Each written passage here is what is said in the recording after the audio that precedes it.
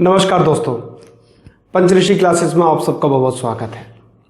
हम लोग आधुनिक भारत के इतिहास का अध्ययन कर रहे हैं और उसी क्रम में हम लोग उत्तरवर्ती मुगल काल का अध्ययन चल रहा है। हमारा एक वीडियो उसकी आ चुकी है जिसमें हम लोगों ने मोहम्मद मुअज्जम यानी कि बहादुर शाह प्रथम का अध्ययन कर लिया था और उसके बाद उसकी मृत्यु करवा दी थी। अब हम उसके आगे का अध्ययन करेंगे। आप लोग नोट्स जरूर बनाते रहिएगा। देखिए, मैं नोट्स पूरे यहाँ पर तैयार करवा रहा हूँ। एक रजिस्टर ले लीजिएगा और उसमें बड़े सुंदर से नोट्स बनाइएगा, क्योंकि वीडियो आप कोई भी देखिएगा, किसी भी चैनल की देखिएगा, लेकिन कब तक देख सकते हैं, कब तक आप याद रख सकते हैं। इसलिए नोट्स होना बहुत आवश्यक है, इसलिए आप नोट्स जरूर बनाते रहिएगा। बाकी पूरा यहाँ पर मैं सिलेबस कंप्लीट कराऊंगा आधुनिक भारत के इतिहास का। उसके बाद हम दूसरे सब्जेक्ट की तरफ बढ़ेंगे। तो सिलेबस पूरा करने का तभी ही फायदा होगा जब हम उसके नोट्स बनाते रहेंगे। तो नोट्स आप लोग बनाते रहिएगा। चलिए, आज की पहले हम फ्रेमिंग कर लेते हैं, उसके बाद देखते हैं कि हमको आगे किस तरह करना है। आज जिन शासकों का हम लोग अध्ययन करेंगे, हम 4 शासकों का अध्ययन करेंगे। हम जहांदर शाह का अध्ययन करेंगे, उसके बाद जो दूसरा था फर्रुखसियर का अध्ययन करेंगे, फर्रुखसियर का अध्ययन करेंगे, रफीउद्दर्जात का अध्ययन करेंगे और रफीउस्सान का अध्ययन करेंगे। ठीक है, तो 4 का अध्ययन आज हमारे सिलेबस में रहेगा। शान का अध्ययन करेंगे। ठीक है, तो जहांदर शाह, फर्रुखसियर, रफीउद्दर्जात और रफीउस्सान का हम अध्ययन करेंगे। सबसे पहले जिस जहांदर शाह का अध्ययन करेंगे, जहांदर शाह को भी फ्रेमिंग कर लेते हैं कि जहांदर शाह का हम किस तरह अध्ययन करेंगे। देखिए, सभी मुगल जो वंश में उत्तराधिकारी हुए हैं, उनमें हर में उत्तराधिकारी के लिए संघर्ष हुआ है। या तो षड्यंत्र हुआ है या फिर युद्ध हुआ है। अभी हम धीरे धीरे पढ़ेंगे, तब सब चीज़ क्लियर हो जाएगी कि कहाँ पर युद्ध हुआ था और कहाँ पर संघर्ष हुआ था। ठीक है, कहाँ पर षड्यंत्र रचे गए थे। तो जहांदर शाह के लिए सबसे पहले पढ़ेंगे हम कि उत्तराधिकारी के लिए संघर्ष, उत्तराधिकार के लिए संघर्ष। ठीक है, उत्तराधिकार के लिए संघर्ष का अध्ययन करेंगे। दूसरा जो पार्ट रहेगा इसका, उसमें रहेगा इसका व्यक्तिगत जीवन। व्यक्तिगत जीवन से संबंधित हम चीज पढ़ेंगे। तीसरा रहेगा इसकी शासन व्यवस्था, शासन व्यवस्था। और चौथे में हम पढ़ेंगे इसका अंत, इसके शासन का किस प्रकार अंत होता है। तो जहांदर शाह के लिए पढ़ेंगे, उसके उत्तराधिकारी के संघर्ष पढ़ेंगे, व्यक्तिगत जीवन देखेंगे, शासन व्यवस्था देखेंगे और फिर उसका अंत देखेंगे। तो इन सब हेडिंग के अंतर्गत हमको पढ़ना है। तो शुरू करते हैं हम लोग जहांदर शाह के लिए। हेडिंग डालिएगा आप लोग जहांदर शाह। 1 साल का इनका कार्यकाल रहा था, 1712 से लेकर 1713 तक। हेडिंग डालिएगा जहांदर शाह। और इनका जो काल है वो 1712 से लेकर 1713 तक 1 साल का कार्यकाल है और कोई खास चीज ये नहीं कर पाते हैं। चलिए, सबसे पहले उत्तराधिकार का संघर्ष देखेंगे। हेडिंग डालिएगा उत्तराधिकार का संघर्ष।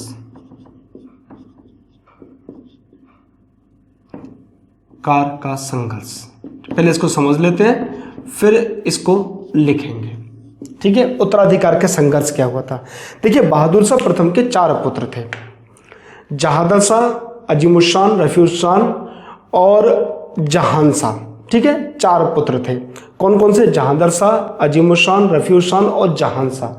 जिस वक्त बहादुर शाह प्रथम की मृत्यु होती है, चारों के चारों लाहौर में थे। हमने लास्ट लेक्चर में भी बताया था कि मुगल दरबार में विशेषकर 3 गुट ज़्यादा प्रभावशाली थे, ईरानी गुट, तुरानी गुट और हिंदुस्तानी गुट। ईरानी गुट का असद खां और उसका पुत्र जुल्फिकार खां था।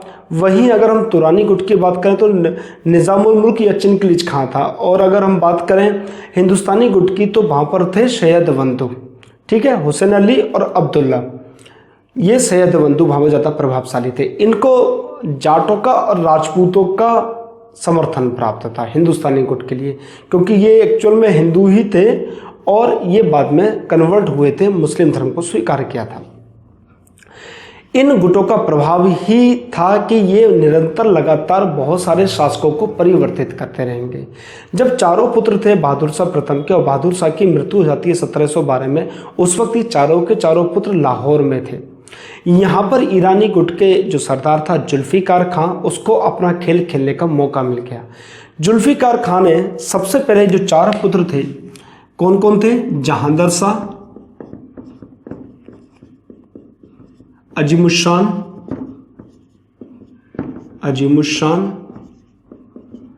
रफीउशान और जहांशाह। देखिए खेल देखिएगा निजाम उसका जुल्फिकार खां का।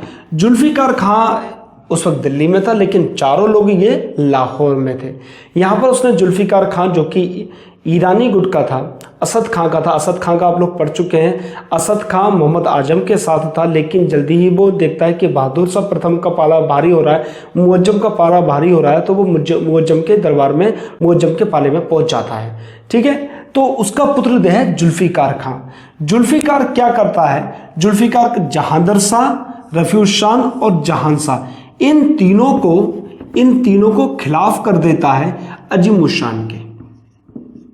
इस तरह का षड्यंत्र रचता है कि ये तीनों अपने ही भाई अजीमुशान के खिलाफ हो जाते हैं और ये तीनों का एक गठजोड़ बनता है और अजीमुशान अकेला पड़ जाता है और तीनों इसके ऊपर हमला कर देते हैं। यहाँ पर अजीमुशान की मृत्यु हो जाती है। जब तीन लोग एक साथ हैं, एक अजीमुशान अकेला पड़ जाता है, तो अजीमुशान की यहाँ पर क्या हो जाती है? मृत्यु हो जाती है। अजीमुशान का खेल जुल्फिकार खां ने यहाँ पर समाप्त करवा दिया। अब बचते हैं उसके 3 पुत्र, जहांदर शाह, रफीउशान और जहांशाह। वो देखता है कि अजीमुशान के युद्ध करते समय जहांदर शाह का पाला सबसे ज्यादा भारी पड़ रहा है, यानी जहांदर शाह सबसे ज्यादा बहादुरी के साथ लड़ रहा है। तब वो आ जाता है जुल्फिकार खां जहांदर शाह के पाले में। कौन? जुल्फिकार खां। और जुल्फिकार खां यहाँ पर षड्यंत्र रचता है और षड्यंत्र के तहत बाकी 2 भाइयों जो कि रफीउशान और जहांशाह थे, इनकी भी हत्या करवा देता है। तो इस तरह जुल्फिकार खां का किया हुआ पूरा खेल है और उस खेल में जहांदर शाह मोहरा बनता है और वो अपने सारे भाइयों को संघर्ष में या फिर षड्यंत्र के तहत मौत की घाट उतार देता है। ठीक है, अब जहांदर शाह इस तरह संघर्ष में 1712 में गद्दी पर बैठ जाता है। जिस वक्त गद्दी पर बैठता है उस वक्त इसकी 51 वर्ष की अवस्था थी। पूरा खेल में आ जाते हैं रोल में जुल्फिकार खां और इसके पिताजी असद खां। असद खां को भी महत्वपूर्ण पद दिया जाता है और जुल्फिकार खां तो पूरा ही षड्यंत्र करता है। ठीक है, अब ये दोनों ही पूरी शासन की बागडोर अपने हाथ में संभाल लेते हैं। अगर हम बात करें इसके जीवन की, जहांदर शाह के, जैसे दूसरा हेडिंग था हमारा इसका जीवन परिचय, तो जहांदर शाह एक भोग विलासी प्रवृत्ति का व्यक्ति था।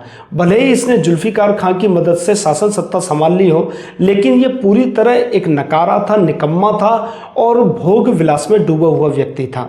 इतिहासकार कहते हैं कि इसका जो जीवन था, हालांकि 51 वर्ष का था, नाती पोते थे इसके, सब कुछ था, लेकिन ये अपना पूरा दिन सुरा सुंदरियों के बीच में निकाल दिया करता था, भोग विलास की वस्तुओं में निकाल देता था और पूरी रात शराब के नशे में बिता देता था। यानी कि कुल मिलाकर कहा जा सकता है कि ये एक योग्य शासक नहीं था। शासन की सारी बागडोर जुल्फिकार खां के हाथ में ही थी। अब ये जो जुल्फिकार खां है, यहाँ पर ये अपनी ही रणनीति अपनाता है, अपने द्वारा ही नियम कायदे कानून बनाता है, क्योंकि जहांदर शाह यहाँ पर बिल्कुल ही निकम्मा साबित होता है। जुल्फिकार खां, अगर हम शासन सत्ता की बात करें, इसकी राजनीतिक दृष्टिकोण की बात करें, हालांकि सिर्फ ये 1 साल ही गद्दी पर बैठा था, लेकिन जुल्फिकार खां ने इस 1 साल में कुछ व्यापक परिवर्तन करने की कोशिश की। इसने जजिया कर को रुकवा दिया गया, यानी कि जजिया कर इसके समय में भी नहीं लगता था। इसके अलावा इसने और क्या किया? इसने चूड़ामन के साथ अच्छे संबंध बनाए। किसके साथ? चूड़ामन के साथ इसने अच्छे संबंध बनाए। इसके अलावा मारवाड़ा का शासक था अजीत सिंह के साथ भी इसके अच्छे संबंध थे। अजीत सिंह। इसके अलावा जो मराठे थे, मराठों के साथ इसने कुछ कुछ परिवर्तन किया। इसने कहा कि ठीक है, हम चौथ और सरदेशमुखी आपको दे देते हैं, लेकिन चौथ को वसूलने का अधिकार मुगलों का होगा और मुगल उसको वसूल कर दे देंगे मराठों के लिए। देखिए, इसमें भी एक रणनीति होती है। रणनीति यह है कि जो कर वसूलता है वही कर का स्वामी होता है, कि अगर मान लीजिए कभी भविष्य में आवश्यकता पड़ी तो कर, मान लीजिए कोई व्यक्ति मुझसे कर लेना आता है तो मैं उसी को दूंगा जो मुझसे लेने आएगा, चाहे वो मुगल हो चाहे वो मराठा हो। इसलिए कर का संग्रह क्या करते थे मुगल, और उसको बाद में मराठों को दे दिया करते थे। इस नीति का इस्तेमाल अंग्रेजों ने भी किया था। आगे हम पढ़ेंगे, जब अंग्रेजों के शासनकाल पढ़ेंगे, तब बंगाल, बिहार और उड़ीसा में जब द्वैत शासन प्रणाली लगी थी तो इसी पद्धति का, द्वैत शासन प्रणाली में भी इसी पद्धति का इस्तेमाल बंगाल में किया गया था। चलिए, तो इन्हें अजीत सिंह के साथ भी अच्छे संबंध बनाए। मराठों के साथ क्या कहा कि चौथ और सरदेशमुखी आपको दे दी जाती है, लेकिन कर का संग्रह मुगल करेंगे और बाद में इसको मराठों को प्रदान कर देंगे। इसके अलावा ये जो जुल्फिकार खां है, ये क्या करता है, कर संग्रह में अपना एक चाटुकार या अपना ही व्यक्ति है जिसका नाम है शुभंग चंद्र, और शुभंग चंद्र को कर संग्रह का अधिकारी बना देता है। शुभंग चंद्र जो उसकी क्या कहेंगे डेडिकेशन है उसकी, जो वो है वो जुल्फिकार खां की तरफ है, ना कि जहांगीर शाह की तरफ है। वो जुल्फिकार का ही वफादार है, उसका ही चाटुकार है। तो हम यहाँ पूरी व्यवस्था में देखते हैं कि यहाँ पर जहांगीर शाह का कहीं पर रोल ही नहीं आता है, और जहांगीर शाह की जगह सारा शासन का काम जुल्फिकार खां कर रहा था। इसके अलावा इतिहास में ये जानकारी और मिलती है कि जहांगीर शाह जब युद्ध जीत कर आता है तब वह एक वेश्या जिसका नाम लाल कुमारी देखने को मिलता है, उसके प्रेम में फंस जाता है और लाल कुमारी को रानियों से भी ज़्यादा महत्व देने लगता है। इतिहास के पन्नों में तो ये भी लिखा हुआ है कि इसका सारा खर्चा शाही खजाने से होता था। इसके अतिरिक्त इसको 1 करोड़ रुपए सालाना दिया जाता था। 1712 की बात हो रही है, 1 करोड़ रुपए से सालाना दिया जाता था। इसके अलावा विभिन्न पदों पर, विभिन्न उच्च पदों पर इसने क्या किया, उस लाल कुमारी के रिश्तेदारों को या मिलने वालों को नियुक्त कर दिया जहांगीर शाह ने। अब जब दरबार में इस तरह का व्यभिचार फैलेगा, इस तरह का माहौल बनेगा, तो जो योग्य शासक थे जैसे सैयद बंधु थे, जो हिंदुस्तानी गुट के थे, सैयद बंधु थे, इसके अलावा निज़ामुल मुल्क था, चिनकलीज खां जिसको कहते हैं, वो लोगों का महत्व कम होने लगा। और इसके महत्व को कम होते हुए तब इन लोगों ने मन में विद्वेष की भावना आ गई, क्योंकि अब बैठा कौन था, लाल कुमारी के जो रिश्तेदार थे, मिलने वाले थे, या जो अयोग्य लोग थे वो पदों पर बैठे हुए थे, और योग्यताओं की जहांगीर शाह ने कोई कीमत नहीं लगाई थी। हिंदुस्तानी गुट के जो सैयद बंधु थे वो बाहर बैठे हुए थे, उनको कोई महत्व नहीं दिया जा रहा था। हालांकि जजाऊ के युद्ध में बहादुर शाह प्रथम का इन सैयद बंधुओं ने सहयोग दिया था, जिसकी वजह से इनको बंगाल और बिहार की सूबेदारी भी प्रदान हुई थी। इलाहाबाद की भी सूबेदारी बाद में मिली थी, इनको दी गई थी, ठीक है। लेकिन जहांगीर शाह के समय में ये सैयद बंधु बिल्कुल किनारे कर दिए गए थे। उसी समय जब इस तरह का सब माहौल बनना था, बड़ा अस्त व्यस्त माहौल था दरबार में। लाल कुमारी एक वेश्या ही, उसका सब कुछ चल रहा है, उसके रिश्तेदारों की चल रही है, बाकी काम कर रहे हैं जुल्फिकार खां कर रहे हैं बाकी काम, और योग्य लोगों को दरबार में स्थान नहीं मिल रहा था, ना कि राजपूतों को मिल रहा था और ना ही अन्य गुटों के लोगों को मिल रहा था। अब इन लोगों ने क्या किया, जब महत्व नहीं मिल रहा था तो इन्होंने षड्यंत्र रचना शुरू कर दिया। उसी समय अजीम उद का पुत्र फर्रुख शेर ने भी गद्दी पर अपनी दावेदारी प्रस्तुत कर दी, और फर्रुख शेर ने सैयद बंधु जो कि नाराज बैठे हुए थे उनको अपने पारे में मिला लिया, और इसने आक्रमण कर दिया जहांगीर शाह के ऊपर। जहांगीर शाह इसमें घायल हो जाता है और भाग जाता है। गद्दी पर बैठ जाता है फर्रुख शेर। गद्दी पर कौन बैठता है, फर्रुख शेर बैठता है। जहांगीर शाह लाल कुमारी के साथ जहांगीर शाह एक बैलगाड़ी में बैठकर साधारण जनता की तरह दिल्ली पहुंचता है। ये बात आगरा की हो रही है और वो दिल्ली पहुंचता है। दिल्ली में उसको सोचता है कि मेरा सबसे विश्वस्त जो व्यक्ति है वो है असद खां। असद खां कौन है, जुल्फिकार खां का पुत्र, पिता जुल्फिकार खां का पिता है असद खां। सोचता है कि असद खां मेरा सबसे भरोसेमंद व्यक्ति है, और वो असद खां के पास पहुंचता है। लेकिन असद खां यहाँ पर मौके को पहचान जाता है और वो फर्रुख शेर से दुश्मनी मोल नहीं लेना चाहता, इसलिए वह उसको अपने पास रख लेता है उस रात के लिए और दूसरे दिन फर्रुख शेर को सौंप देता है और फर्रुख शेर उसको अंधा कर उसकी हत्या कर देता है।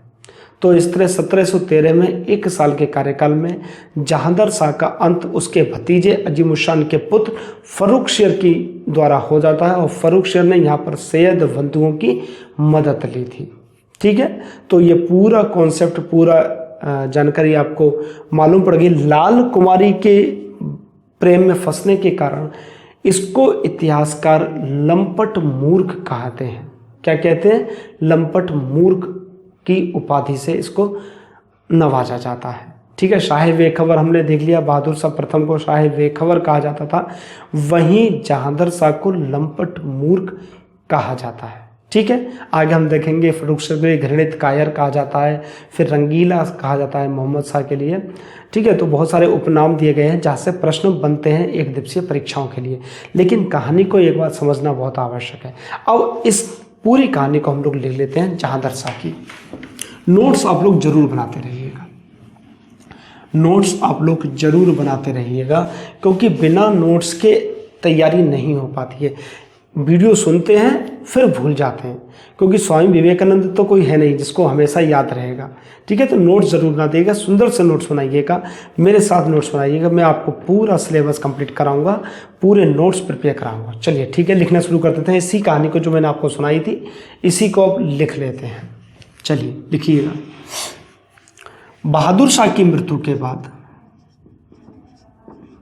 बहादुर शाह की मृत्यु के बाद उसके पुत्र, उसके चारों पुत्र, उसके चारों पुत्र कौन कौन? जहांदर शाह, अजीमुशान,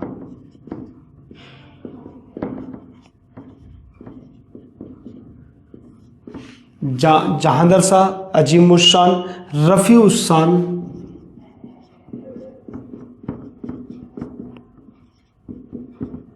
और जहांशाह, और जहांशाह उस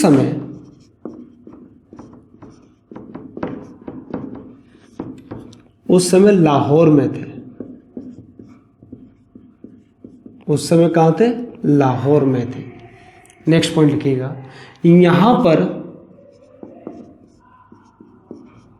ईरानी गुट के सरदार, ईरानी गुट के सरदार जुल्फिकार खां को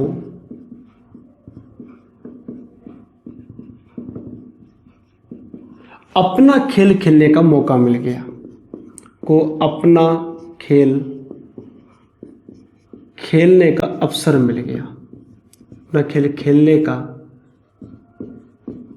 अवसर मिल गया। ठीक है, जुल्फिकार खां को क्या हुआ? अपना खेल खेलने का अवसर मिल गया। वह तीन पुत्रों कौन कौन से थे? जहांदर शाह, रफीउशान और जहांशाह। तीन पुत्रों जहांदर शाह, रफीउशान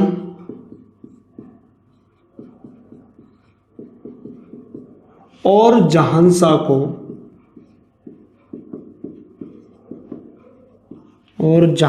को चौथे पुत्र अजीमुशान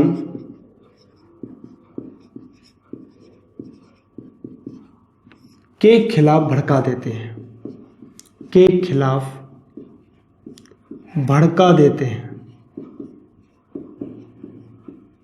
और एक युद्ध में अजीमुशान की मृत्यु हो जाती है, और एक युद्ध में अजीमुशान की मृत्यु हो जाती है।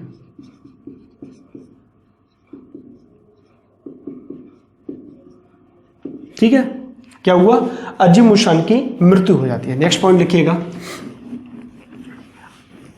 उसके पश्चात उसके पश्चात जुल्फिकार खां, उसके पश्चात देखिएगा, उसके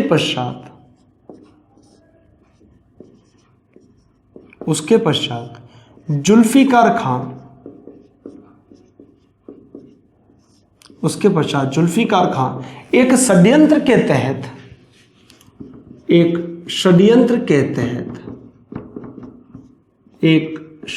के तहत जहांदर शाह द्वारा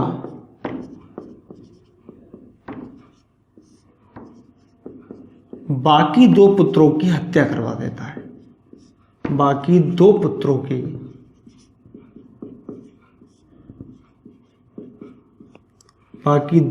की हत्या करवा देता है। बाकी दो पुत्र कौन से बचे थे? रफी शान और जहांशाह पुत्रों की हत्या करवा देता है। ठीक है। इस प्रकार देखिएगा, इस प्रकार 51 वर्ष की अवस्था में, इस प्रकार 51 वर्ष की अवस्था में, 51 वर्ष की अवस्था में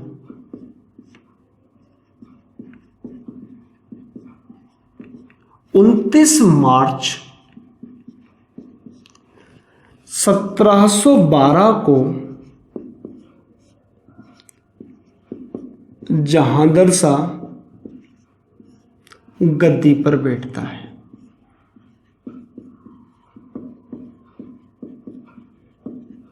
कितने को?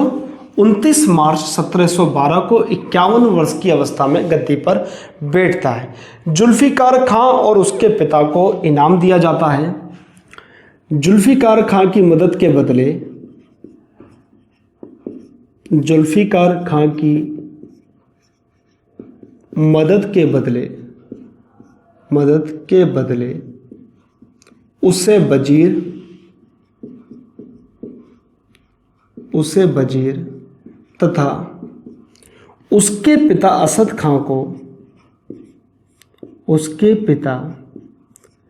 असद खां को, वकील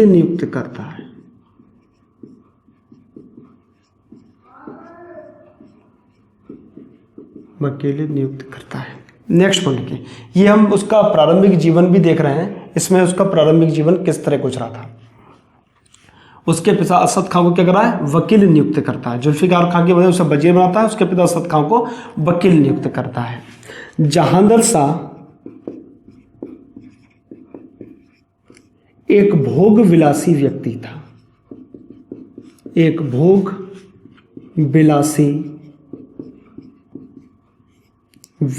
था। वह एक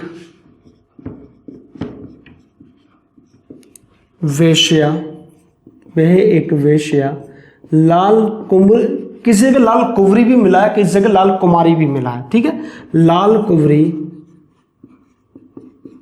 के प्रेम में पड़ जाता है और अपना संपूर्ण समय उसके साथ व्यतीत करता है।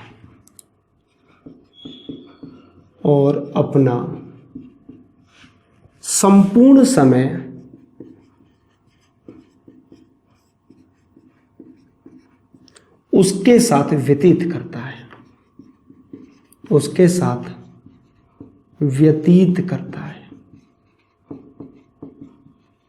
ठीक है, व्यतीत करता है। लाल कुंवरी के साथ रहने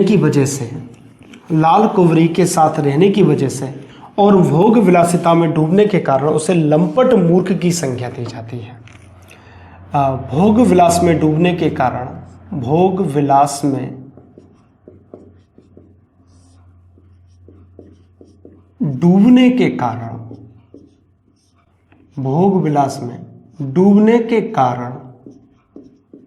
उसे लंपट मूर्ख की संज्ञा दी जाती है। किसकी? लंपट मूर्ख की संज्ञा दी जाती है।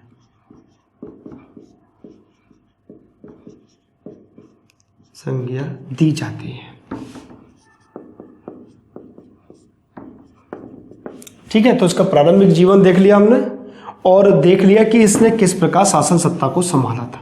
अब इसकी शासन व्यवस्था देख लेते हैं। हेडिंग डालिएगा शासन व्यवस्था, हेडिंग डालिएगा शासन व्यवस्था। देखिएगा, जहांगीर शाह एक निकम्मा और निर्कमन्य शासक था। जहांगीर शाह, चलिए थोड़ी सी इज्जत देते हैं। जहांगीर शाह एक अयोग्य शासक था,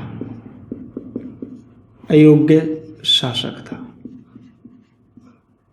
शासन की बागडोर, शासन की बागडोर जुल्फिकार खां के हाथ में थी। किसके हाथ में? जुल्फिकार खां के हाथ में थी।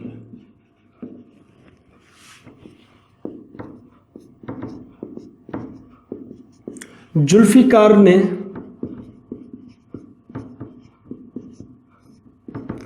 अन्य राजाओं से, जुल्फिकार ने अन्य राजाओं से मैत्रीपूर्ण संबंध गठित किए, मैत्रीपूर्ण संबंध गठित किए।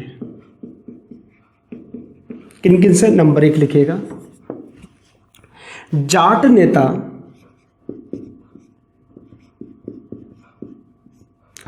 चूड़ामन को सहयोगी बनाया,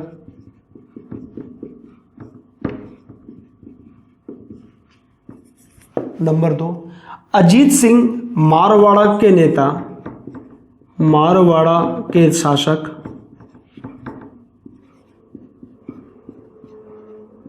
अजीत सिंह से संबंध अच्छे थे।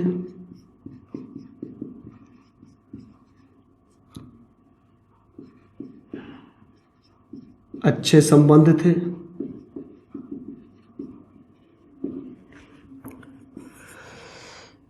मारवाड़ा के शासक अजीत सिंह से अच्छे संबंध थे। मराठों के साथ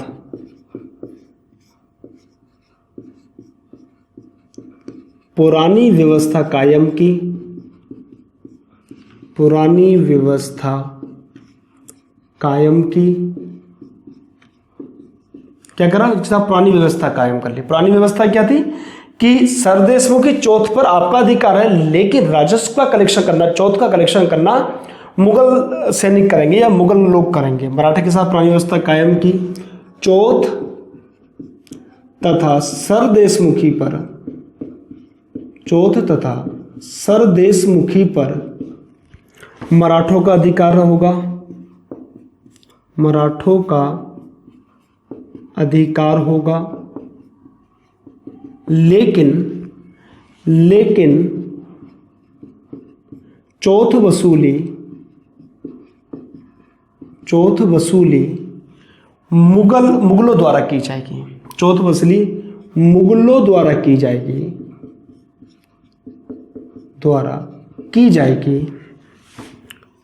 चौथ वसूली मुगलों द्वारा की जाएगी। और उससे बाद में लिखते रहिएगा आप लोग, और उससे बाद में मराठों को सौंप दिया जाएगा, और उससे बाद में मराठों को सौंप दिया जाएगा, मराठों को सौंप दिया जाएगा। कलेक्शन हम करेंगे लेकिन उसके बाद आपको सौंप दिया जाएगा। नेक्स्ट पॉइंट लिखिएगा, इसमें शासन व्यवस्था के अंतर्गत ही लिखिएगा। जुल्फिकार ने कर संग्रह के लिए अपने चाटुकार शुभंग चंद्र को नियुक्त किया। जुल्फिकार खान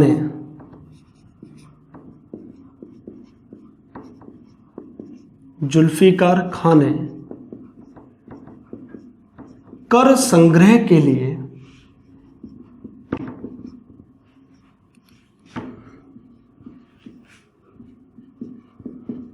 अपने चाटुकार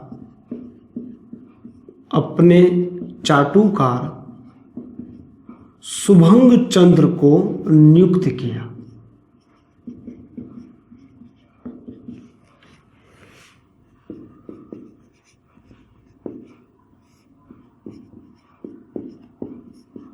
नेक्स्ट पॉइंट लिखिएगा, हिंदुस्तानी गुट के सैयद बंधु,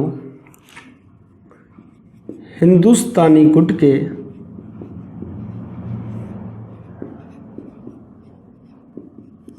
सैयद बंधुओं को, सैयद बंधु कौन थे? हुसैन अली और अब्दुल्ला, सैयद अब्दुल्ला और सैयद हुसैन अली, ब्रैकेट में लिखिएगा सैयद अब्दुल्ला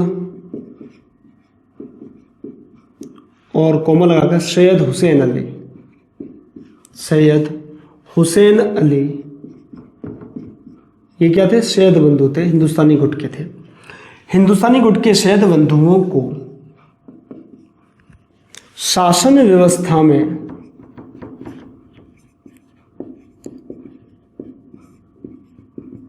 सहयोगी नहीं बनाया, सहयोगी नहीं बनाया, जबकि ये इलाहाबाद और बिहार के सूबेदार थे, लेकिन उसके बाद भी इनको सहयोगी नहीं बनाया।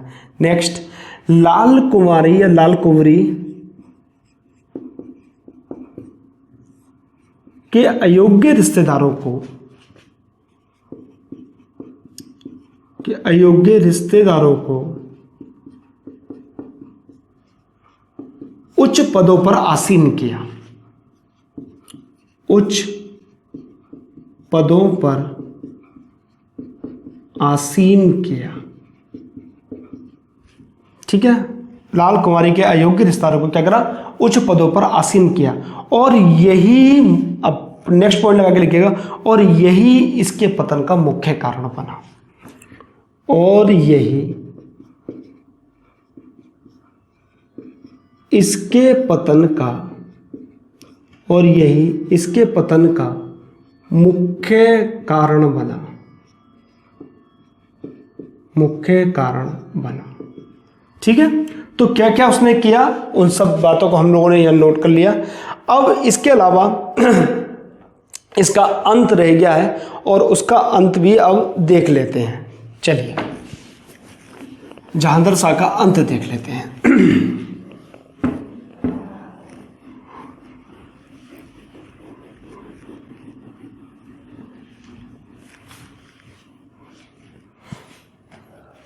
हेडिंग लिखिएगा अंत।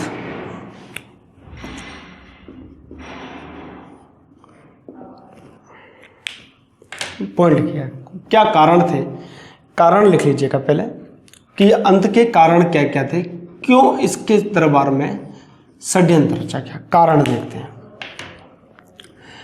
कारण थे लाल कुमारी के या लाल कुंवरी के, लाल कुंवरी और उसके रिश्तेदारों को, और उसके रिश्तेदारों को, और उसके रिश्तेदारों को दरबार में अधिक महत्व देना,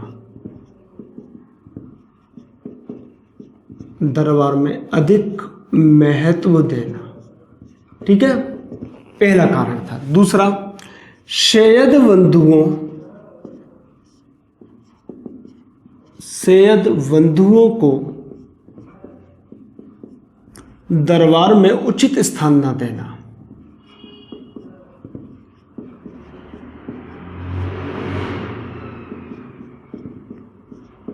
और इन दो कारणों की वजह से जो उसका दरबार था वो षड्यंत्रों का अड्डा बन गया।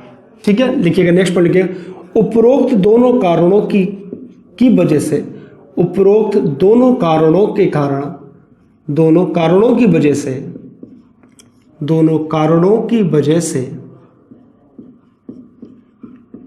दरबार षड्यंत्रों का अड्डा बन गया, दरबार षड्यंत्रों का अड्डा बन गया।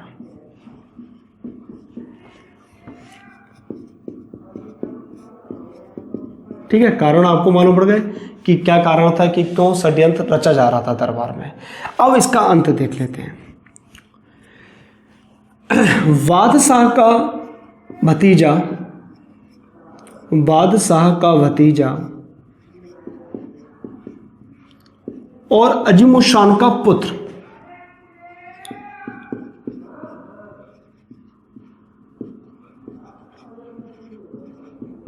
अजीमुशान का पुत्र फर्रुखसियर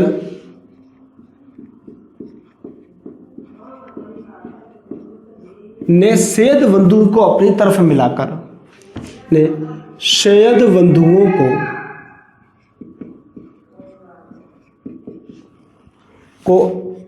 अपनी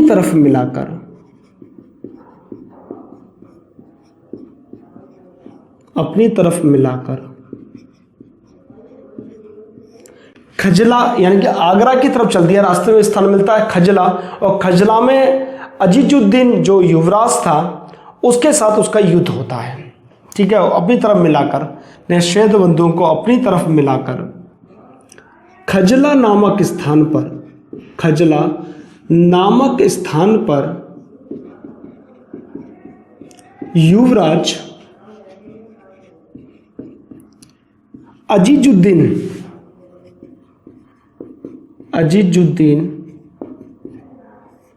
को पराजित कर देता है।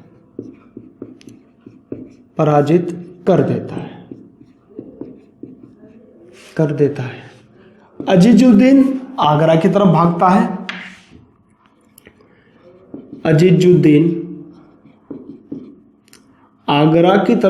है।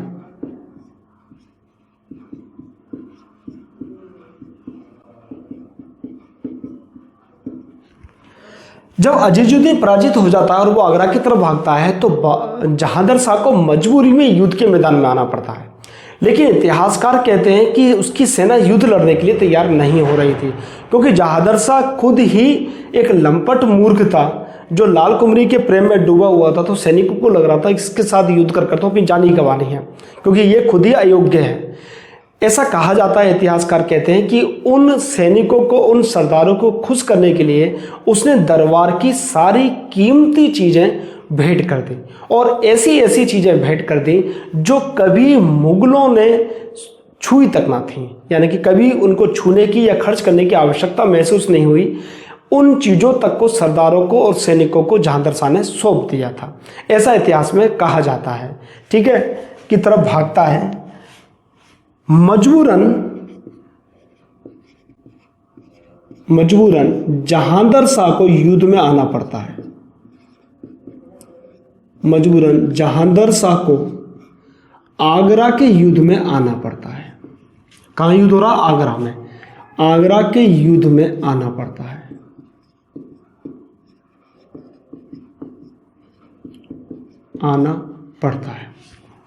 ठीक है, क्या हुआ? आगरा के युद्ध में ये आ जाता है। 10 जनवरी 1713 को ये पराजित हो जाता है। कहाँ? 10 जनवरी लिख लीजिएगा। इस युद्ध में 10 जनवरी 1713 को जहांगीर शाह फर्रुखसियर से पराजित हो जाता है। 10 जनवरी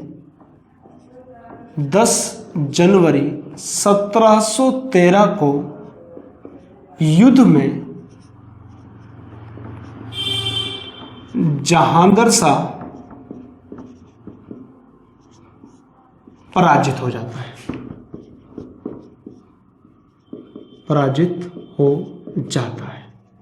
ठीक है, 25 जनवरी 1713 को यह साधारण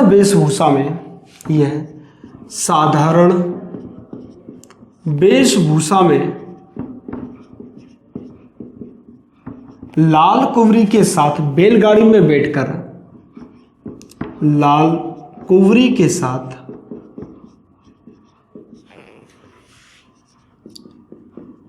बैलगाड़ी में बैठकर दिल्ली पहुंचता है।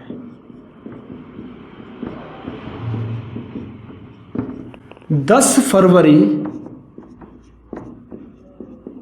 1713 को अपने विश्वस्त मंत्री या सरदार असद खां के घर पहुंचता है और उससे मदद की गुहार लगाता है। असद खां उसे मदद का आश्वासन दे देता है और अपने यहाँ रख लेता है, लेकिन वह फर्रुख सियर को इसकी खबर दे देता है कि जहादर शाह मेरे पास आ चुका है। तो जहादर शाह उसके पुत्र जुल्फिकार खां से कहता है, असद खां के पुत्र जुल्फिकार खां से कहता है कि फर्रुख सियर जुल्फिकार खां से कहता है कि जहादर शाह की हत्या कर दीजिए। ठीक है। 10 फरवरी 1713 को यह कौन, जहादर शाह असद खां के पास पहुंचता है। असद खां के पास पहुंचता है।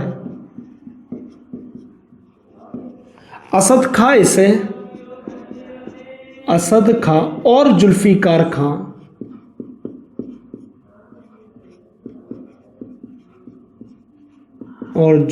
खां देखिए, असद खां और जुल्फिकार खान जहांदर शाह के बहुत घनिष्ठ थे और इन्हें डर लग रहा था कि ऐसा ना हो कि फर्रुख सियर गद्दी पे बैठे तो सबसे पहले उनका ही सर कलम कर दें, क्योंकि जुल्फिकार खां और असद खां ने सैयद बंधु को बहुत त्रस्त किया था, बहुत परेशान किया था।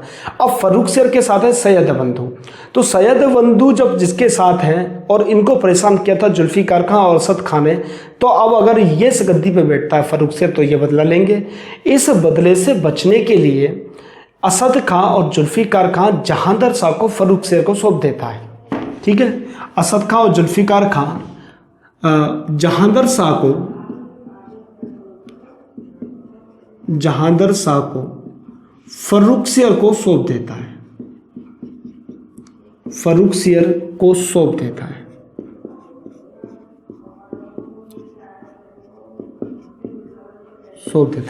और 11 फरवरी 1713 को इसकी हत्या कर दी जाती है। इसकी हत्या कर दी जाती है। ठीक है। किसने की थी? असद खां और जुल्फिकार खां ने इस जहांदर शाह की हत्या की थी, जिसको इन लोगों ने स्वयं राजा बनाया था। तो अब गद्दी पर कौन बैठ गया? अब गद्दी पर बैठ गया फर्रुख सियर, और किसकी मदद से बैठा है? सैयद बंधुओं की मदद से बैठा है, और सैयद बंधु को यहाँ पर अब उच्च पद प्राप्त होने वाला है। तो नेक्स्ट हम लोग देखेंगे कि फर्रुख सियर गद्दी पर बैठता है और देखेंगे कि वो किस तरह अपनी शासन व्यवस्था को संभालता है। तो जहांदर शाह आप लोगों को कंप्लीट हुआ और इसके नोट्स बनाते चलिएगा। जल्दी आपको फर्रुख सियर भी हम लोग नेक्स्ट वीडियो में फर्रुख सियर देखेंगे और फर्रुख सियर के बारे में समझने का प्रयास करेंगे। उसके बाद रफ़ी दर्जात हम लोगों ने कहा था कि आज 2-3 लोग हो जाएंगे, लेकिन एक में ही नोट्स बनवाने में बहुत टाइम लग गया। चलिए कोई बात नहीं, छोटी 40-45 मिनट की वीडियोस आपको पास आती रहेंगी और लोग नोट्स बनाते रहिएगा। नोट्स बनाना सबसे अधिक ज़रूरी है। अब हम फर्रुख सियर, उसका रफ़ी दर्जात, उसका रफ़ीदौला का अध्ययन करेंगे, उसके बाद एक एक करके इन सब का अध्ययन करेंगे। नेक्स्ट वीडियो आप लोग देखते रहिएगा। देखिए एक वीडियो पहले आ चुकी है उत्तरवर्ती मुगल काल की, ये दूसरी वीडियो है। आप नोट्स ज़रूर बनाइएगा और सारी वीडियो आपको जल्दी जल्दी ही मिलती रहेंगी। ठीक है। तो आप लोग देखते रहिएगा पंचऋषि क्लासेस, और आपके लिए उपयोगी साबित होगा, महत्वपूर्ण है। सारी चीज़ें पूरे आधुनिक भारत के इतिहास का हम आपको अध्ययन करा देंगे, विभिन्न पुस्तकों का अध्ययन करके स्वयं आपको करा देंगे। तो ज़्यादातर जो पुस्तकें मैंने आपको बताई थी इंट्रोडक्शन में, इंट्रोडक्टरी जो इसका लेक्चर हुआ था उस समय, तो आप लोगों को सब पढ़ने की आवश्यकता नहीं है, सब मैं कंप्लीट करा दूँगा। तब तक आप लोग मुझको अनुमति दीजिए, शेयर, लाइक, कमेंट वगैरह आप लोग करते रहिएगा। इस पर अभी हम जब मेंस क्वेश्चनिंग पर पहुंचेंगे तो उसको भी लिखने की प्रैक्टिस करेंगे। तब तक आप लोग मुझे अनुमति दीजिएगा। सभी का बहुत बहुत धन्यवाद।